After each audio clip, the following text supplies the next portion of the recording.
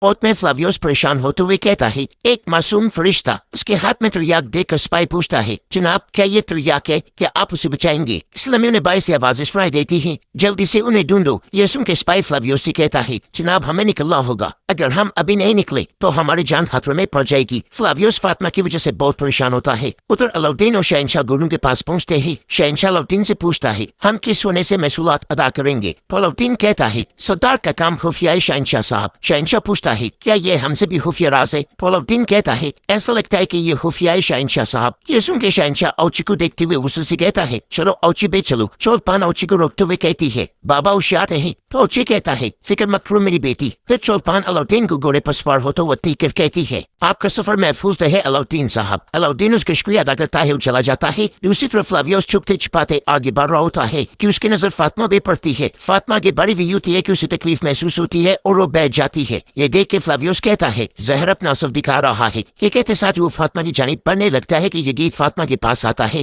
تو فلاویوس ایک دم دیوار کے پیچھے ہو جاتا ہے۔ یہ گیت فاطمہ سے پوچھتا ہے فاطمہ خاتون کیا آپ ٹھیک ہے؟ فاطمہ کہتی ہے میں ٹھیک ہوں یہ گیت صاحب، کچھ نہیں ہوا۔ فلاویوس غصے سے کہتا ہے بیوقوف آدمی نکلو۔ یہ گیت باجیان سے کہتا ہے بہنوں جلدی سے نمکین لسی بناؤ، شہد کی شربت جو بھی بہتر ہو بناؤ۔ فاطمہ کہتی ہے میں نے کہا نا کہ میں ٹھیک ہوں۔ تو یہ گیت کہتا ہے ٹھیک رہو، یقیناً ہمیشہ ٹھیک رہو، کیا پتا مجھے اچانک تمہیں ایسی حالت میں دیکھا تو۔ فاطمہ کہتی ہے میں بس ذرا تھک گئی ہوں، میں چلتی ہوں۔ پور کے جانے لگتی ہے کہ فلاویوس کہتا ہے ہمت رکھو فاطمہ ہمت رکھو۔ ادھر یہ گیت فاطمہ سے کہتا ہے تم ہمیشہ مجھ سے بھاگتی ہو، ہمیشہ بھاگتی ہو، اب بھی بھاگ جاؤ لیکن یہ لے لو۔ وہ پھر سیکنڈ یہ بڑھاتے ہوئے کہتا ہے میں نے کہا تھا کہ جان کا قرض ہے تمہارے لیے اپنے ہاتھوں سے بنایا ہے، لے لو یہ۔ فاطمہ سے کہتی ہے ٹھیک ہے لے لیتی ہوں مگر یہ آخری بار تھا، اب اس کے ساتھ ہی یہ قرض کا معاملہ ختم ہوا، اجازت دو۔ یہ کہتے ساتھ ہی فاطمہ چلی جاتی ہے۔ تو یہ گیت کہتا ہے یہ کیسے ختم ہو سکتا ہے؟ پھر سپاہیوں سے کہتا ہے کسی کو قریب مت آنے دینا، دروازے بند کرو۔ یہ سن کے فلاویوس سپاہیوں کے پہنچنے سے پہلے ہی دروازے سے نکل جاتا ہے اور دروازہ بند کر دیا جاتا ہے۔ فلاویوس غصے سے کہتا ہے او بیوقوف آدمی وقت کم ہے۔ یہ کہتے ساتھ ہی فلاویوس خود کو پیٹنے لگ جاتا ہے۔ بوسا میں ساروزہ پہ سپاہیوں کے ساتھ آگے بڑھتے ہوئے کہتا ہے لانتی تو انہوں نے ہمیں جال میں پھنسا لیا ہے، وہ ہمارے ہر قدم اور ہماری ہر سانس پہ نظر رکھے ہوئے ہیں۔ کمانڈر اس سے کہتا ہے گوداموں میں گندم کا ایک دانہ بھی نہیں بچا،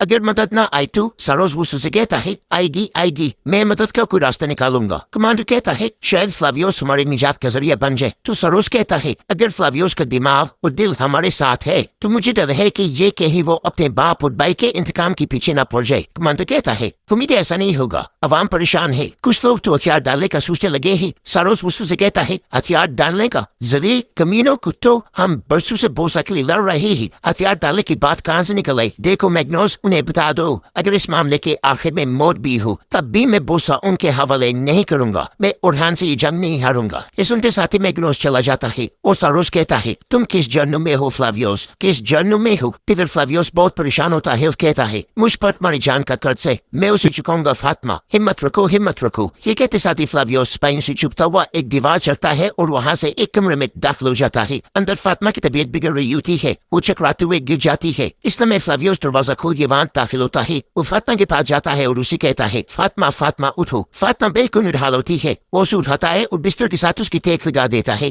پھر تریاک نکالتے ہوئے کہتا ہے تم بہت طاقتور خاتون ہو۔ یہ کہتے ساتھ اسے تریاک پلا دیتا ہے اور کہتا ہے چلو فاطمہ چلو، یسوع مسیح برائے کرم اسے مجھے بخش دے۔ کچھ دیر کے بعد فاطمہ بھی آنکھیں کھولتی ہے، دنیا کو کے ساتھ وہ فلاویوس کو دیکھتی ہے، مگر جب پوری طرح سے ہوش میں آتی ہے تو فلاویوس وہاں سے جا چکا ہوتا ہے۔ ادھر دیر کو ایزنی قلعے میں داخل ہوتا ہے اور وہاں کر سپاہیوں سے کہتا ہے توجہ اورہان صاحب تشریف لا رہے ہیں۔ پیچھے اورہان قلعے میں داخل ہوتا ہے، کارافلیل اور تیمور بوگا اس کے ہمراہ ہوتے ہیں۔ وہاں کا کمانڈر کہتا ہے عظیم روم کے نام پر میں آپ کو سلام پیش کرتا ہوں، اورہان بھی ایزنک میں خوش آمدید۔ اورہان گھوڑے سوتر کے آگے بڑھتا ہے اور سلام کے لیے ہاتھ بڑھا دیتا ہے۔ کمانڈر بھی اس کو سلام کرتا ہے۔ اورہان سپاہی سے کہتا ہے آپ کو بھی سلام، وطن کی حفاظت کرنے والے بہادر سپاہیوں۔ اپنے آپ کو اس قدر عزت ملتی ہوئی دیکھ کر باسنطینی سپاہی حیرانگی سے ایک دوسرے کی طرف دیکھتے ہیں۔ کمانڈر کہتا ہے گورنر آپ کے انتظار میں ہے، لیکن آپ اور آپ کے سپاہیوں کو اپنی تلواریں بائی چھوڑنی ہوں گی۔ اورہان کہتا ہے ہم اپنے الفاظ کو اپنا ہتھیار بنانے آئے ہیں، کسی کا دل نہ توڑیں۔ یہ کہتے ساتھ ہی اورہان ہتھیار اپنے سپاہیوں کے حوالے کر دیتا ہے اور کمانڈر سے کہتا ہے ہاں جو تحائف لائے ہیں برائے کرم انہیں قبول کریں۔ کمانڈر تحائف دیکھتا ہے اور اورہان کا شکریہ ادا کرتا ہے، پھر وہ اورہان کو لے کے آگے بڑھ جاتا ہے۔ ادھر جنگل سے ایک باسنطینی قافلہ آگے بڑھ رہا ہوتا ہے۔ اورہان کے سپاہی اسے دیکھ رہے ہوتے ہیں اور تمرل کہتا ہے واہ واہ واہ،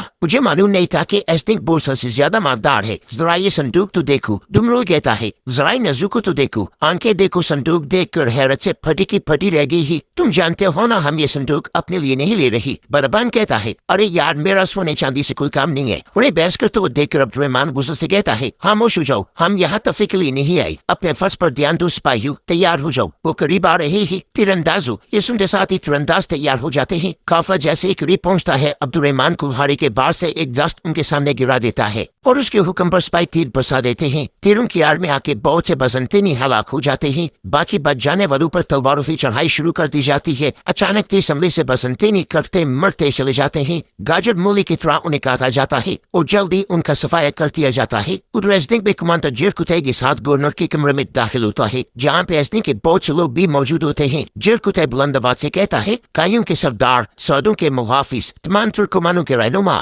غازی عثمان صاحب کے بیٹے ارحان صاحب، اس کے ساتھی ارحان بہت داخل ہوتا ہے اور لوگوں سے کہتا ہے سلامتی ہو آپ پر ایسنک کے لوگوں اور گورنر۔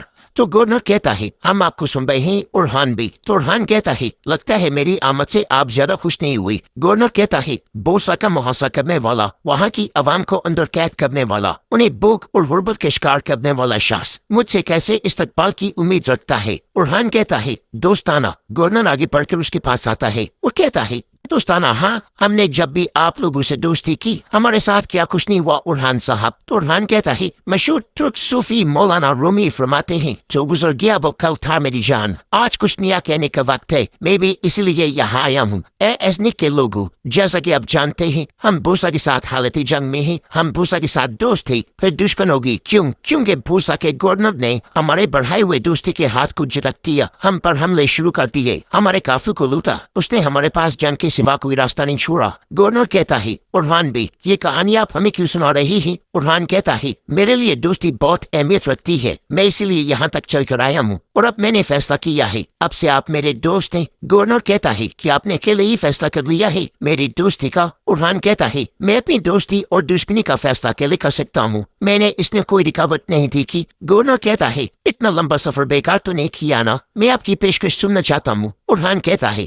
میں نے سنا ہے کہ آپ بوسا کی مدد کرنے کی تیاری کر رہے ہیں، بوسا جلدی فتح ہو جائے گا۔ یہ سن کے لوگ بہت پریشان ہو جاتے ہیں۔ ارحان کے اشارے پر کارا خلیل کہتا ہے کوئی شور نہیں، خاموش ہو جائیں۔ ارحان گورنر سے کہتا ہے تم اس معاملے میں نہیں پڑو گی، نہ سپاہی نہ کوئی اور چیز مہیا کرو گی، ورنہ جب بوسا گرے گا تو وہ ایسنک پر آ گرے گا۔ یہ سن کے گورنر کہتا ہے شاید آپ نے ایسنک کی حفاظتی فصیلوں پر غور نہیں کیا۔ ارحان بھی جو ان پہ چڑھائی کرنے آتا ہے وہ انہیں کبھی راستہ نہیں دیتی۔